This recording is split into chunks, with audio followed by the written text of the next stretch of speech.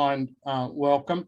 And it's, as I said earlier, it's a great joy for me to be here involved in this workshop. And the introduction that you went through, I hope gives people a bit of an idea about where I come to in terms of this topic, both my teaching life, my professional life, my research life, and also my private life through the things that I do, connects and overlaps in many ways with the concepts and areas of STEM.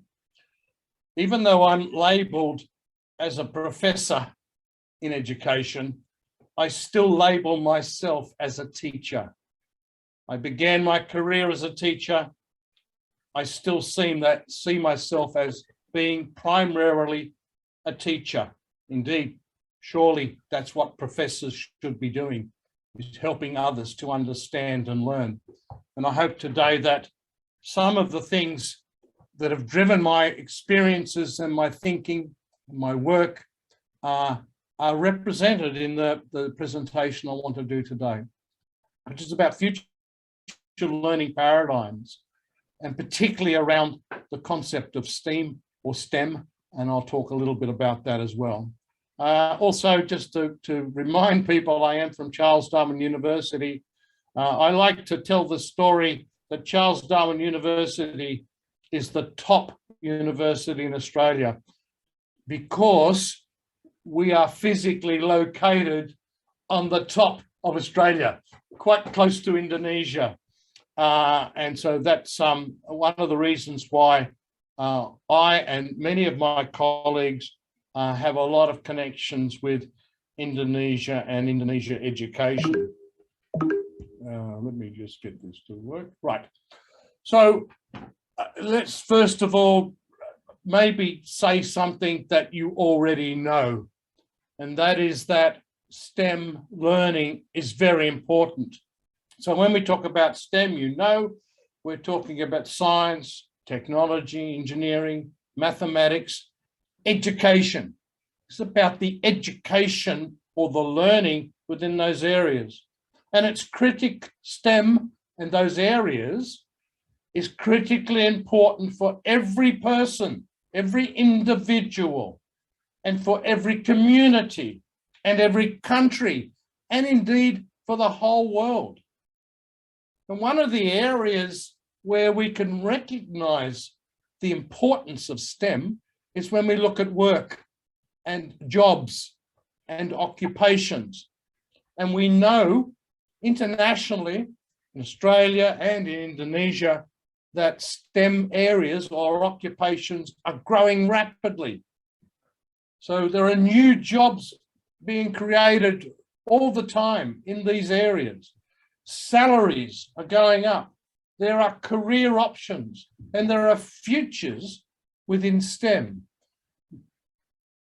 And so it's an area of importance for people and communities and countries because of the way that our society is developing. And if education is about preparing our children to live in the world of the future, then we do need to really have a serious focus on STEM education. What does it do? STEM helps to develop critical thinkers.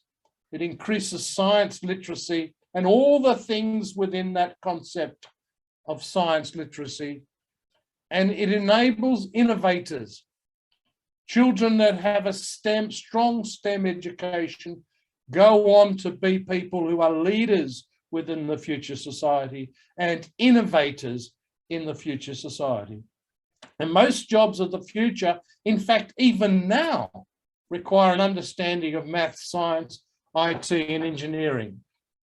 However, the problem is that STEM graduates are generally decreasing. They're not growing at the rate in which they need to grow.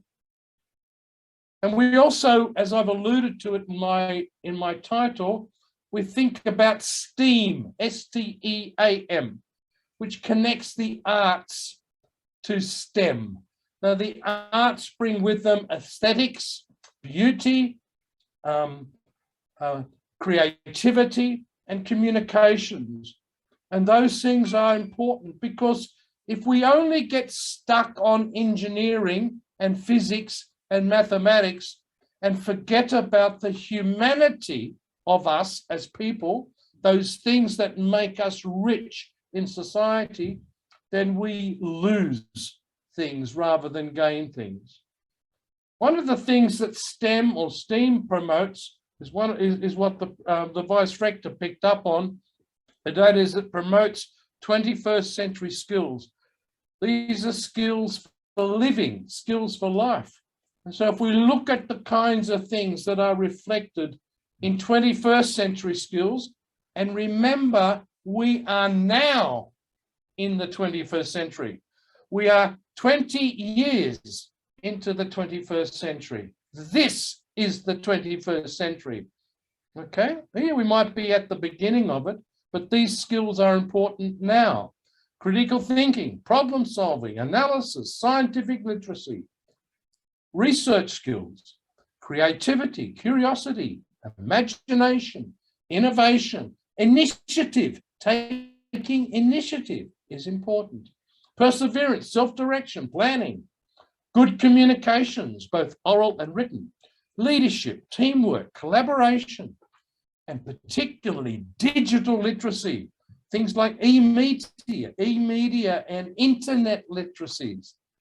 We also need, within 21st century skills, civic, ethical, and social justice literacy. One of my PhD students is doing a study on how the Pancasila is taught in Indonesia. This is about the ethics of a country. We can't forget about those within 21st century skills. It's also about the economics, the financial literacy, and people being entrepreneurial. It's about global awareness, multicultural literacy, humanitarianism, environmental education, conservation and ecosystem literacy, health, well-being literacy, particularly things like nutrition, diet, exercise, and public health and safety. Now, what a wonderful but long list of things which are critically important. And the question I want to ask all of you teachers is, how well does your teaching reflect these skills development in your children, or in your classes, or in your university lecture theatres? How well do you cover these things? How well do you help children to learn these things? And when we think about STEM teaching, which I'll talk a little bit about, there's some ways in which we traditionally go about STEM teaching. Even though STEM indicates the separate subject areas or content areas of science, technology, engineering and mathematics, and connected with the arts, even though it represents them being connected together, very often we focus on separate content. We learn about maths, we learn about IT, we learn about engineering, we learn about science and about physics and about biology as separate things. But not enough do we learn about these things as interconnected and connected. Another approach to STEM teaching is about process, learning about processes and systems and how things work. That's a traditional approach that we use in teaching science and technologies in school. Very often, though, we don't connect mathematics very well to those process focus issues, nor engineering to some extent. And so the interconnectedness, about the connections between the elements of STEM, is really important.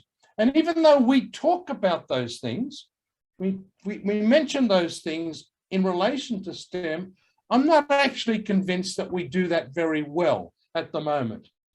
So one of the things, as I said in my introductory comments about this whole work that we're doing, of which this workshop is the first part, will be an opportunity for teachers to share ideas. share ideas about how they teach STEM. And particularly in that sharing of ideas, I'd like to encourage you to think about how you can pick up on the interconnectedness that we have opportunities for and that we need to address in STEM. All right, so what are the enablers? What are the things that help STEM or STEAM education?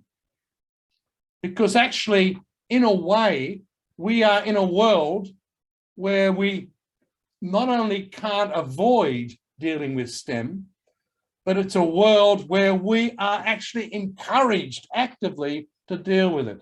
So there's some indicators, particularly in Indonesia, that we can take some encouragement from. First of all, in Indonesia, there's been a significant rise in living standards or the per capita GDP over the last 20 years, going from about $750 to nearly $4,000 is today. I know that some of you don't feel like you have $4,000 in your pocket, but the quality, the standard of living in Indonesia has gone up significantly, and people have more money, and lives are improving. Poverty is going down, although it still exists, but there's economic indicators which are enablers.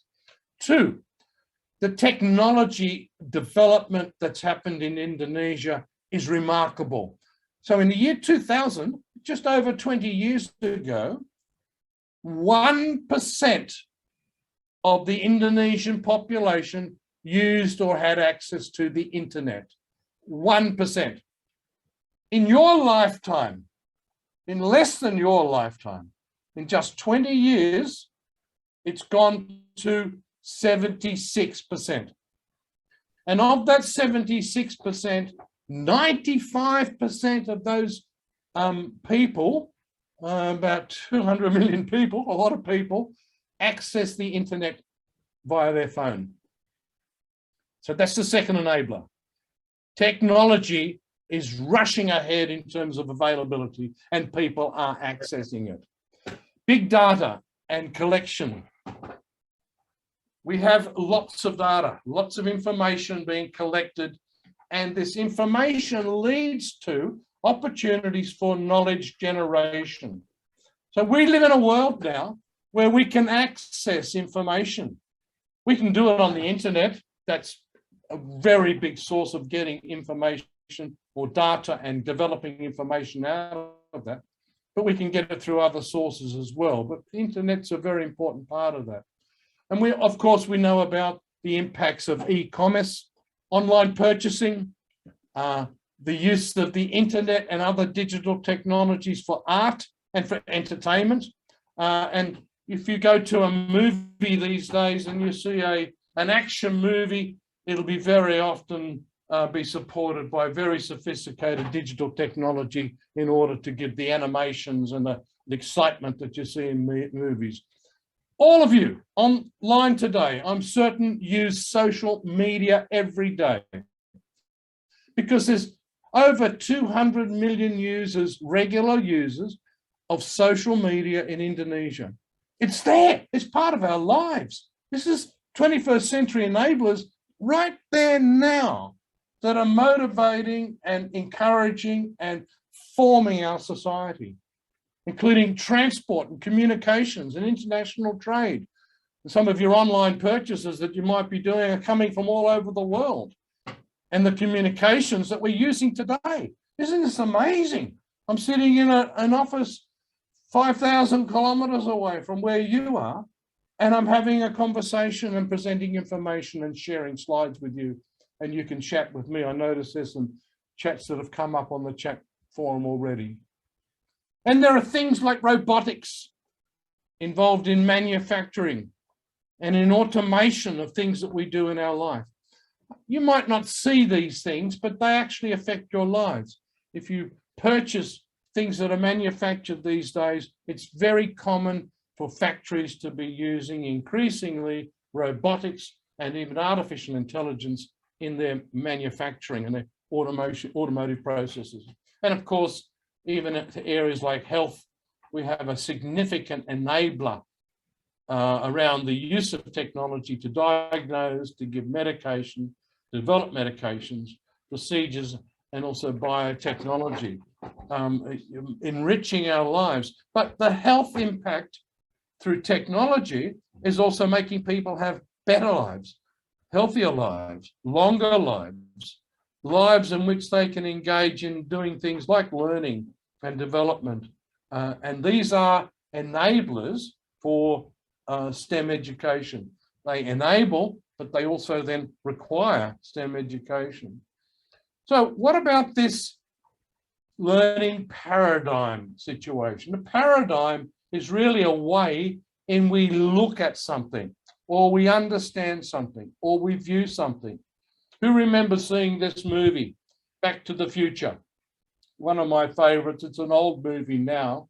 There were a series of 3 or 4 Back to the Future movies. Well, in a way, the future of STEAM or STEM education paradigms are really a little bit about us in not only just looking forward, but looking backwards to things that might enable us to go forward around learning paradigms. So when we look at learning paradigms, or we look at theories of pedagogy and how we teach and how students learn, there are some things that we already have understood and proposed and presented and certainly have researched. And I'm sure you will know these words or the Indonesian equivalent for them. So we know a lot about how children learn and how we facilitate learning through theories such as cognitivism and constructivism and social constructivism and transformative learning. But much of our approaches based on these theories actually comes out of the 19th and 20th century. So we can look backwards to see what does those theories tell us about learning, because these pedagogies are okay. These theories are okay. I say okay and not excellent because there are some things that we need to carefully examine about them. The problem is they're okay, but we've not fully applied them in schools. We still have too many teachers in Australia, in Indonesia, in other countries of the world. This is not picking on Indonesia, but still too many teachers are teacher-centered and didactic. And as a country, we're too driven by exams.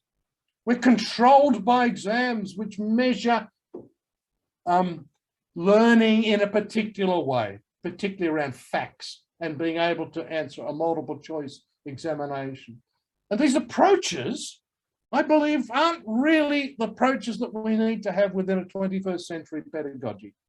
We need to be driven by other things. And particularly, we need to be driven by a concept we call learner engagement. So where we have engaging in experiential learning, they experience things, and through their own experiences, that supports and reinforces and cements their learning. And in STEM, we very often use problem-based learning. And when children are involved in problem-based learning, when they have to solve problems and apply solutions, which may include using technology, then the learners themselves generate knowledge and they share their learning in those places. So the point of this page is that we have some good theories of pedagogy. They're not perfect, but they're good. The trouble is we have not applied them well. And we should continue to try to apply those theories well. But in doing so, we have a focus on things such as deep learning, learner engagement, and learning that is going to be generated and shared by the learners themselves. Right, what opportunities do we have then in the 21st century? I talked about the things that enable our STEM approaches. This is picking up a little bit more on that. So as teachers in the 21st century, what kinds of things are there now that give you an opportunity to pick up on things that can help you in your STEM education? So I've got just 5 dot points here. First of all, we have a plethora, we have many personal digital devices being used by teachers and even by kids in schools. But if they're not now, they will be. And I don't really know what it's like in Indonesia in terms of the number of children that have their own phone or that have their own tablet. But I do know that in other countries, such as in Australia and in Singapore and even in Malaysia, the use of personal devices is really taking off. And if they're there, if there are devices there that we can have users using, including personal computers and tablets, then as teachers, I'm suggesting take advantage of this. Use what's available. Use what people are using. Clearly, the internet is there. The internet is in Indonesia. Yes, I know sometimes it's slow. Sometimes you can't get a signal. Sometimes it's not good. But the truth is, it's getting much better every year. And in 20 years' time, we went from 1% to 76%. In 20 years' time, can you imagine what the internet in Indonesia is going to be like? I think it will be a lot better than today.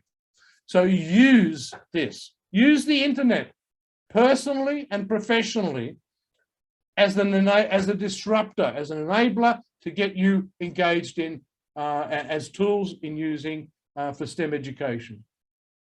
And another disruption that we have are new modes of learning.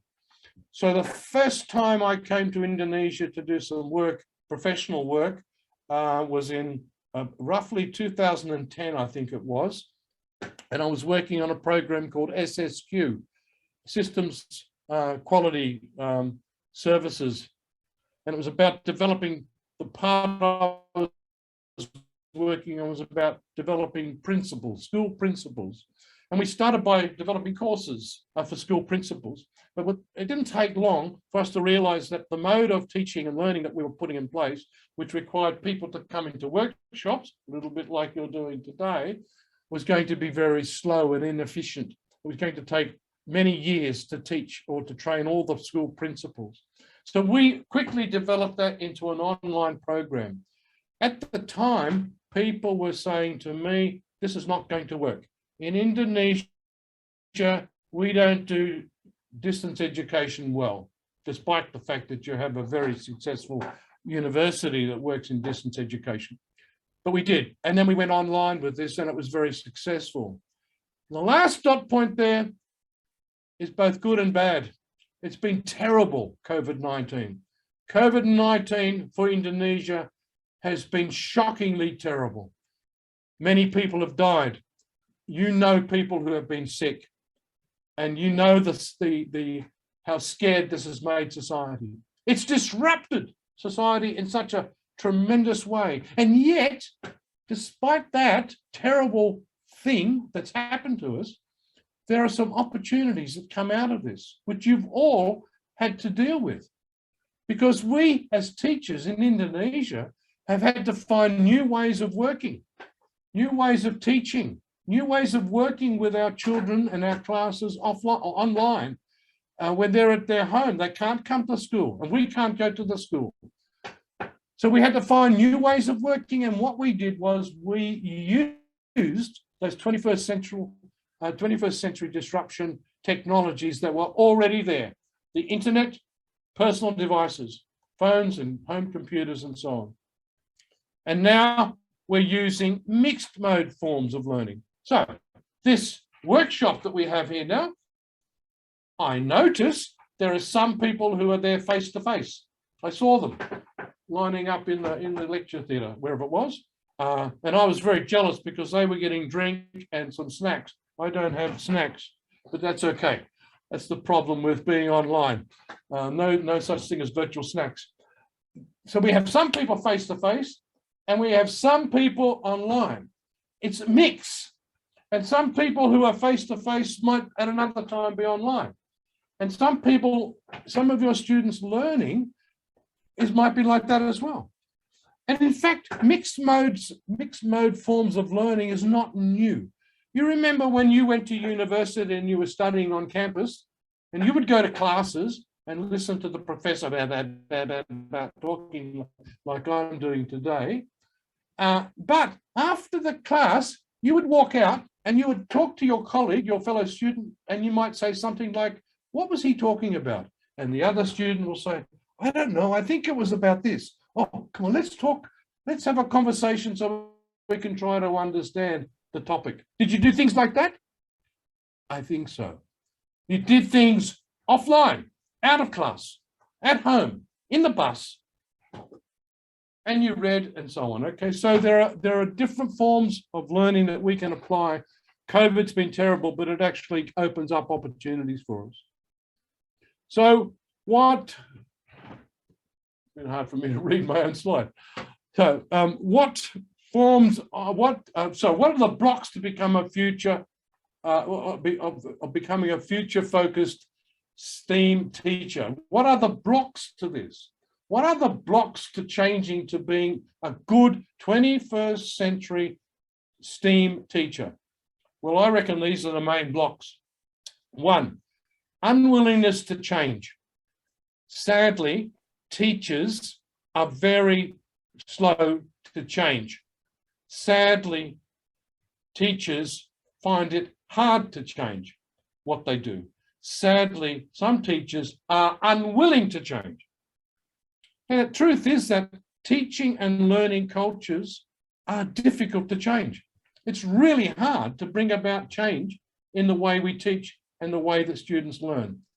Just like when I first started to do distance education in Indonesia, people were saying, no, it won't work.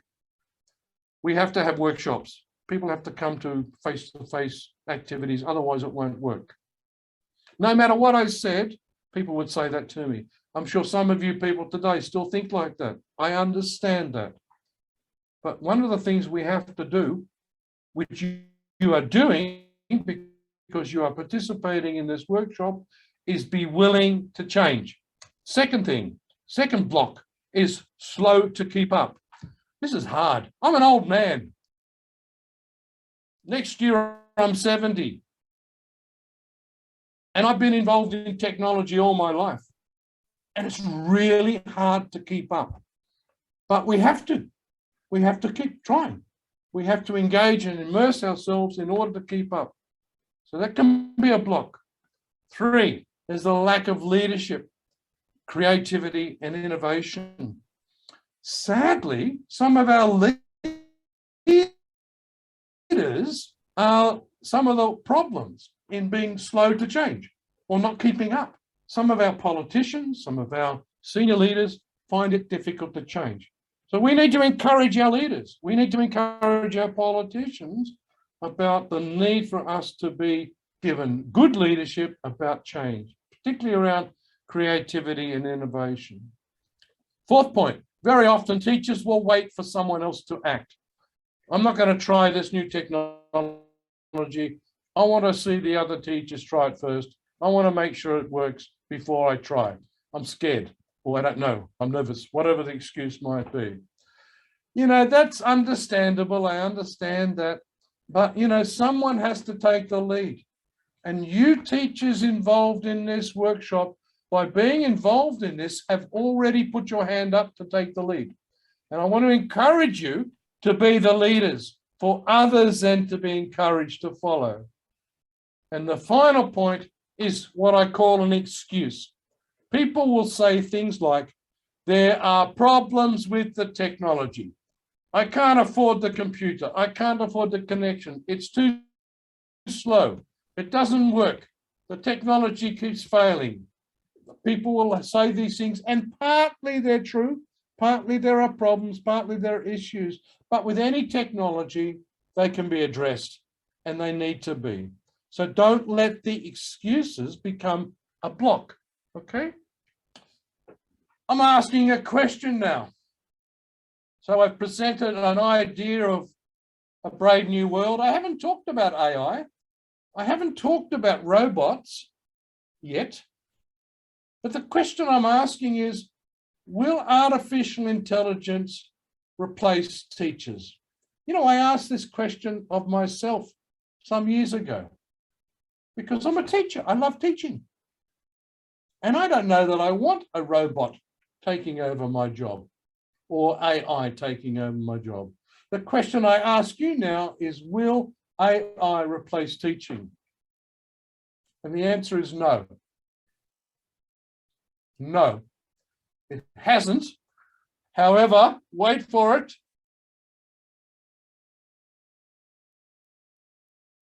Not yet. You see, this is difficult because the truth is our world is changing. Our lives are changing. They have changed for you. They've changed for you in your personal life. 20 years ago, you didn't have Facebook or WhatsApp. 20 years ago, you might have had TV, but it wasn't very good. 20 years ago, you couldn't do online, purchase things online. The world has changed significantly. And I do know as a fact that that rate of change will not slow down. We will continue to change and develop. And every year new technology comes along. And while at the moment robots and AI won't replace us, they will increasingly play a role within society and within our work. And I can see a future where artificial intelligence and robots or types of robots will work with teachers as tools, assisting teachers in their work. So I don't think we'll ever be out of work. I don't think you will ever be out of work or need, but you're certainly going to have to adapt the way you work. And we do need to use the existing technology better, and we need to be ready for the emerging technology. So I hope that's a positive note for you and not a threatening note for you. So our schools and teaching and learning is going to be really different in 20 years' time. I know most of you will be still involved in education in 20 years. I hope so. I hope you're still making that contribution. But I want you to try to think back in 20 years to what we have today. And I'm very certain that in 20 years, it'll be a different way, a different world in our schools, and that things will be very different because of the way we use technology. And so therefore, as STEM teachers, we need to be now preparing ourselves and our students for that world that will be in place when our children graduate and go on themselves to be teachers and leaders in society. Thank you.